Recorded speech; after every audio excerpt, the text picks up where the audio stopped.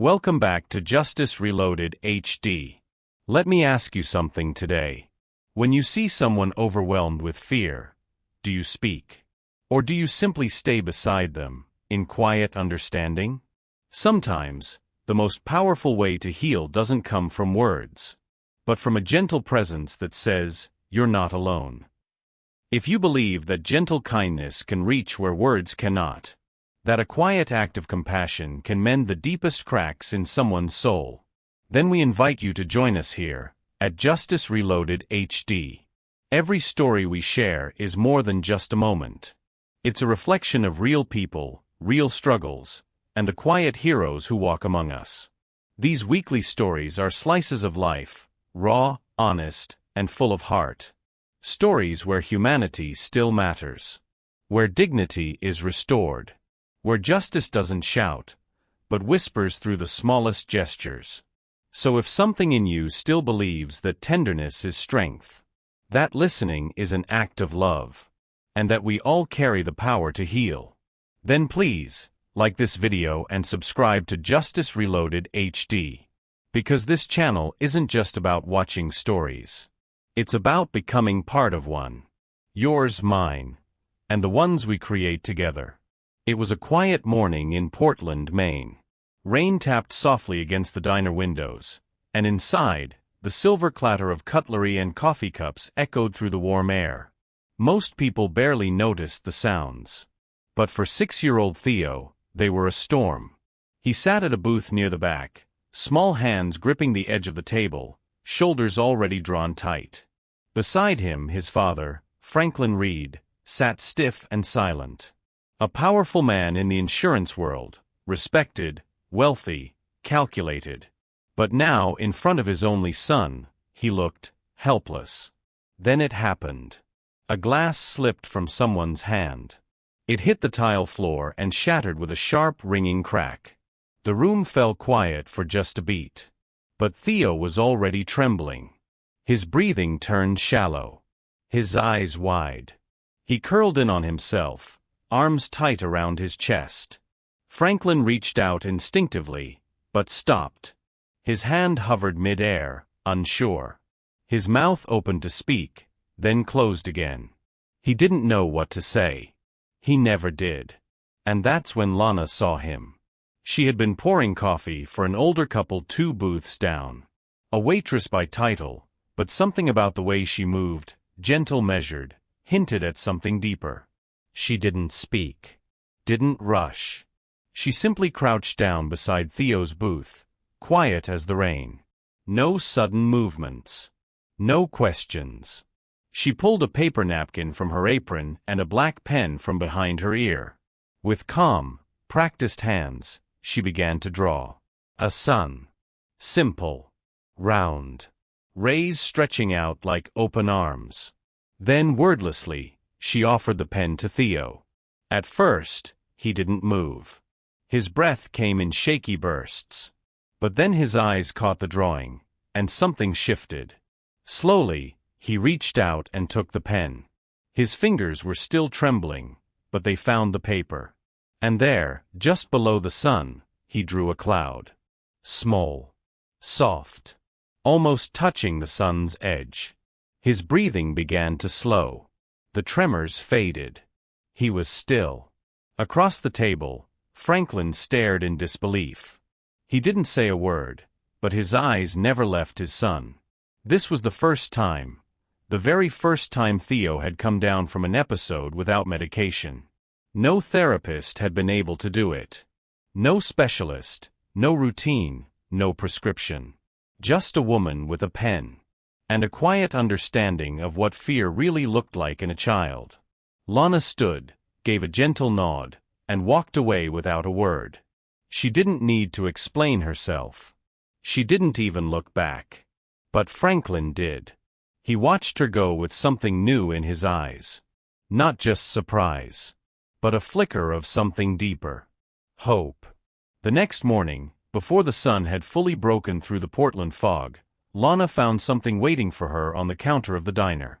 A plain white envelope.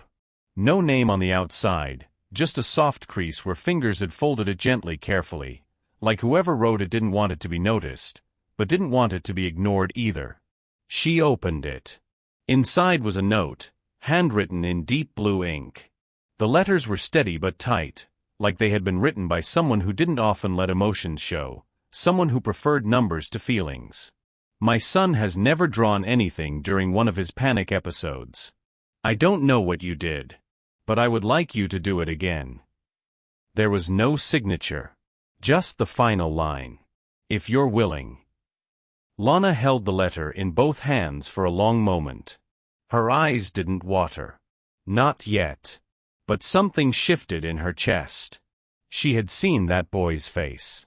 Seen the way his shoulders shook, the way he clutched his own body like the world might fall apart at any moment. And she'd seen him breathe again. But still, she hesitated. Because not every story ends with calm. Not every child comes back.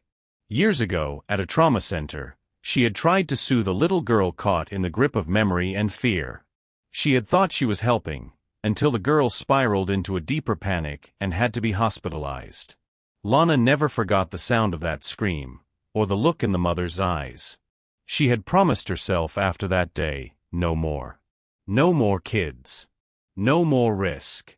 And yet here she was, holding a note that asked her to try again. That afternoon, she didn't respond. She didn't need to. Because the next day, as she passed the same booth, the booth by the window where Franklin always sat, where Theo always stared quietly at his plate, something unexpected happened. Theo looked up. He didn't speak. He rarely did. But in his small hands, he held the same napkin from the day before. The sun was still there, her simple drawing. But now it had soft orange rays, a blue sky around it. And the cloud, the one he had drawn, was no longer gray. It was light purple, with a streak of yellow near the edge. He held it up toward her, wordlessly. It wasn't a cry for help. It wasn't fear. It was an offering. A trust. Lana felt the moment settle into her bones like warm rain. No one said a word. She nodded. Not because she was being paid. Not because she felt brave. But because she understood, somewhere inside that little boy, someone was trying to feel safe. And that was enough. Every Saturday morning, Lana arrived at the Reed estate just after the fog began to lift. The driveway curled gently past the hedges, and the grand windows of the house stared out over a quiet, dew-covered lawn. But it wasn't the wealth or the silence that gave her pause each time she stepped out of her car. It was the boy waiting inside. She didn't come with lesson plans or therapy tools. There were no rules, no expectations. Just a small cloth bag slung over her shoulder, filled with blank paper, soft pencils, and crayons worn down to rounded edges. She never told Theo what to draw. Instead, she sat on the floor beside him, back straight but relaxed, legs folded. She placed the paper between them. The crayons in the middle. A small plastic stool nearby, just in case he didn't want to sit too close. Sometimes, he sat beside her. Other days, across the room. And sometimes, not at all. But Lana always came back. At first, his drawings were jagged, frantic. He drew bells. Cracks. Shards. He scratched circles that spiraled too tightly, like he couldn't breathe. She watched without judgment. He would color them in red or black, then tear the paper down the middle. At first she thought it was frustration. But then, just as carefully, he taped the pieces back together. Quietly. Always with both hands. By the third Saturday, he began layering colors. He added yellow to the bells. Blue behind the cracks. The spirals began to loosen, like tiny windows letting light through. Lana still didn't say a word. She just mirrored his pace, sometimes drawing beside him, lines that didn't touch, but moved in the same rhythm. And then, on the fourth visit, something changed. He had drawn a shape that looked like a shattered plate. The lines were shaky, but clear. Beside it, he scribbled faint sounds, curved, broken echoes in the corner of the page. Then he stopped. His hand hovered over the paper. His breath hitched. And without looking at her, without saying anything, he reached forward and wrapped his arms around Lana. It wasn't sudden. It wasn't tight. It was soft. Hesitant. A child's first attempt at trust. His head rested against her shoulder. His small body trembled, not in fear, but in release. She didn't flinch. She didn't speak. She simply placed a hand on his back. A light touch. A stillness that said, "You're safe now." Behind the glass doors, Franklin stood watching. He had never interrupted. He told himself he wanted to give Theo space. But really, he hadn't known what to do with the sight of his son sitting cross-legged on a floor, covered in marker ink and silence. Now, though, he couldn't look away. For the first time in years, he saw Theo cry. Not from panic. Not from fear. But from something else entirely. He wasn't breaking down. He was letting go. And Franklin stood there with a hand on the window frame, quietly breaking open himself. One morning, as the air inside the house hung quiet and still, Theo sat beside Lana with a purple crayon resting between his fingers. His latest drawing showed a storm, gray swirls and jagged lines, but this time in the corner, there was a small yellow door. Lana didn't ask what it meant. She never did. They sat together in silence, the kind that felt warm rather than awkward. Safe. Then, without looking up from the page, Theo spoke. His voice was soft, almost unsure of itself. "You remind me of my mom," he said. His fingers traced the edge of the paper. "But, my mom never made me feel quiet inside. Not like this." Lana blinked. The words were gentle, but they landed heavy. What Theo had just said wasn't meant to hurt anyone.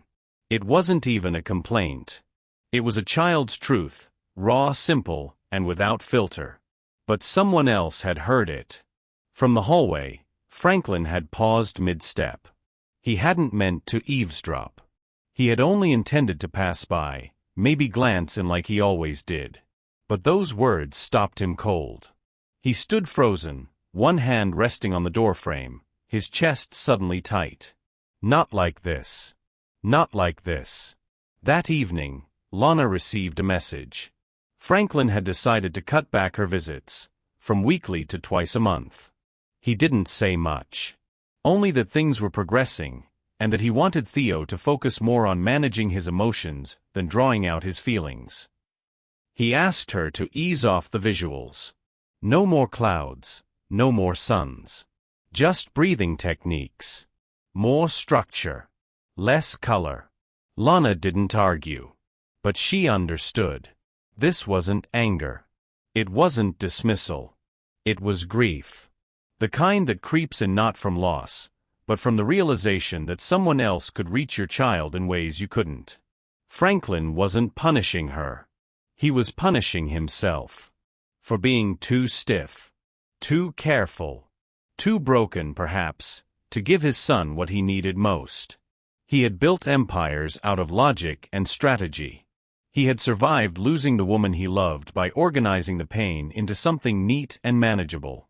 But fatherhood, it didn't follow spreadsheets.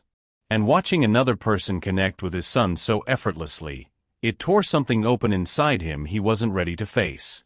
Lana thought about reaching out. About saying something. But then she remembered the way Franklin had stood behind the glass last week. Not moving, not blinking, just watching as his son cried into her shoulder. She remembered the look on his face. Not jealousy. Not resentment. Just sorrow. And in that moment she knew. This wasn't a wall. It was a wound. The room was full. Franklin's brothers, their wives, even a cousin from Boston he hadn't seen in years. It was a rare family gathering, meant to be quiet and respectful. They spoke in low voices, sipped their coffee, and complimented the fresh scones arranged neatly on the silver trays. Theo sat near the edge of the long dining table, his little frame nearly swallowed by the high-backed chair. He had been unusually still all morning, clutching a small pencil in one hand, a blank piece of paper in the other. Franklin kept glancing over, cautious but hopeful. Maybe this would be okay. Maybe Theo could get through it. And then came the knocking. It wasn't loud, just firm, persistent. 3 knocks. Then a pause. Then again, 3 more. Someone was late, and the delivery driver at the front door didn't realize the bell had been disconnected. But for Theo, it was more than sound. It was an alarm. A trigger. A thunderclap in the middle of a fragile piece. His pencil dropped. His breath hitched. His body began to shake before the adults even noticed. Then came the scream. High-pitched. Sharp. Animal-like. Theo shoved the chair back so hard it toppled. He clawed at the tablecloth, sending plates and glasses crashing to the floor. The room erupted into chaos, relatives gasping, chairs scraping, someone shouting for the maid. One of the housekeepers rushed forward, arms open, but Theo backed into a corner, eyes wild, fists clenched. Franklin pushed through the crowd. He crouched low, tried to speak calmly, to reach his son with the one tool he had, his presence. But the moment he reached out, Theo screamed louder and shoved him away with surprising force. No. No. Don't touch me. He was crying now, tears pouring, shoulders heaving. And then, between broken sobs, he shouted the one name that hadn't been spoken in weeks. Where's Miss Lana? His voice cracked. She knows how to draw me back. She knows how to draw me back. The room froze. Franklin felt something collapse inside him. Not just his pride, something deeper. Something brittle. He stood slowly as the others looked on, unsure whether to step in or step away. Theo had sunk to the floor, still curled in panic. But then, his tiny hand reached across the rug, fumbling for the piece of paper he had dropped earlier. With fingers trembling, he picked up a crayon from the carpet. Yellow. He pressed it to the page, trying to draw a sun. But the lines came out crooked, jagged, too fast. He tried again, and again, until finally he stopped, his hand shaking, his breath sharp and uneven. Franklin stood a few feet away, watching his son desperately try to recreate something that had once made him feel safe. A simple sun. But this one was misshapen, uneven, almost broken. Still, Theo stared at it as if it were a lifeline. And Franklin. He felt the weight of every decision he had made crash down on him. The schedules, the distance, the fear of being replaced. And for the first time, he no longer cared what the rest of the room thought. His son didn't need structure. He needed sanctuary. And she, Lana, had given him that, without ever needing to ask how. It had taken Franklin 3 days to work up the courage. 3 days since Theo's breakdown. 3 days of silence echoing through the halls of his home. 3 days of watching his son try to draw suns that no longer looked like hope. Now, standing in front of the small community arts center on the east side of town, he felt strangely out of place. The building was modest, painted a soft teal, with faded chalk drawings still visible on the sidewalk outside. There were handprints in every color lining the walls by the entrance, small names scribbled in messy block letters below each one. Franklin hesitated at the door. He had faced boardrooms full of ruthless investors. He had negotiated billion-dollar mergers with a single look. But this felt harder. Inside, he found her. Lana was sitting cross-legged on the floor, surrounded by a semicircle of children, each of them holding crayons and small sketchbooks. The room was bright, filled with soft light and soft voices. One child was humming. Another was drawing with his eyes closed. Lana didn't see him at first. She was leaning over to help a little girl blend blue into green, her tone gentle, her posture relaxed. There was a peace about her that didn't demand attention, but commanded it all the same. When she finally looked up and saw him, she paused. For a moment, neither of them moved. Then Franklin took a breath and walked in. He didn't speak right away. Instead, he slowly lowered himself to the floor, his knees protesting, his back stiff from years of control and pride. He picked up a crayon from the nearby tray, red, slightly dulled at the tip. He pulled a piece of paper toward him. And with hands that once signed contracts worth more than most people would ever see, he drew a single crooked line. It wasn't straight. It wasn't graceful. It wobbled from one edge of the page to the other. Lana knelt beside him, watching. He didn't look at her when he spoke. His voice was quiet, rough. "I tried to draw a circle for my son," he said. "But no matter how I tried, the lines kept coming out wrong." He looked down at the paper, then finally turned to her. "Maybe he doesn't need a perfect circle. Maybe he just needs someone to draw beside him." The words hung there. Simple. Honest. Lana didn't answer right away. She didn't need to. Instead, she reached into the crayon tray, pulled out a yellow one, and gently added a line beside his, mirroring its curve, not correcting it. They sat there for a long time. No instructions. No labels. Just two people trying to learn how to meet a child in the space between fear and safety. Later that week, Lana returned to the Reed estate. But this time, not just for Theo. She brought 2 chairs, 3 sketchbooks, and enough crayons for a father still learning how to speak in color.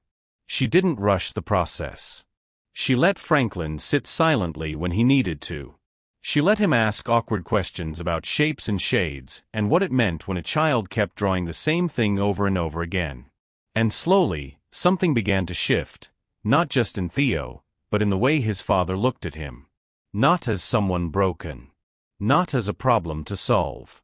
But as a child reaching for connection, the only way he knew how. And this time, Franklin didn't watch from behind a window. He sat beside his son, with a crayon in hand, and a heart willing to learn. The auditorium wasn't large, but every seat was filled. Parents, teachers, volunteers, and children of all ages gathered under soft lights that made the space feel more like a sanctuary than a stage. The walls were lined with artwork, scribbled suns, fragmented clouds, silent storms made visible through crayon and charcoal. At the center of it all was a new project. Quiet Colors. An initiative born not from grants or campaigns, but from the quiet ache of a child, and the quiet bravery of those who refused to let that ache grow into isolation. It had taken months of planning, Lana working closely with therapists, Franklin funding the resources, and Theo unknowingly becoming the soul of it all. The idea was simple: offer children with sensory sensitivities a place to express what words often fail to carry. No pressure. No judgment. Just paper, color, and someone to sit beside them, whether or not they were ready to speak. Now, as the evening drew to its most anticipated moment, all eyes turned to the small set of stairs leading up to the stage. Theo appeared. He wore a buttoned shirt that was slightly too big and shoes that made his steps cautious. But in his hands, steady, unshaking, he held a single sheet of paper. On it was a sun. The same sun that had started it all. But this one was different. Bold. Confident. Alive with color. He reached the microphone, glanced at the audience, then down at his drawing. He didn't fidget. He didn't tremble. He just breathed. And then, with a voice that once only whispered behind clenched fists, he spoke. "I don't need anyone to hush me anymore. I just need someone to draw next to me, so I don't feel lost when I'm quiet." A silence filled the room, not of hesitation, but of reverence. And then slowly, it broke into applause. Not loud. Not thunderous. But full. Warm. True. Franklin stood off to the side, his hands gently resting on his son's shoulders. He didn't need to say anything. He didn't need to look proud. He simply squeezed, once, firm and reassuring. A gesture that said, "You found your voice. I see you now." Beside them, Lana stood quietly. She didn't smile wide or wave to the crowd. She just watched, eyes glistening, heart full. There was something about the way the light hit her in that moment, soft, golden, like sunlight through clouds after a storm. She had never asked for recognition. She had only ever offered presence. And now, standing there with a boy who once couldn't breathe through fear, and a man who once didn't know how to try, she realized. This was what healing looked like. Not perfect. Not polished. But shared. Drawn together, one quiet color at a time. If you believe that a quiet presence can heal even the deepest cracks, then please leave a like and consider subscribing to Justice Reloaded HD. Thank you for staying with us until the end. We'll see you next time. Until then, stay kind, stay present, and never underestimate the power of simply being there.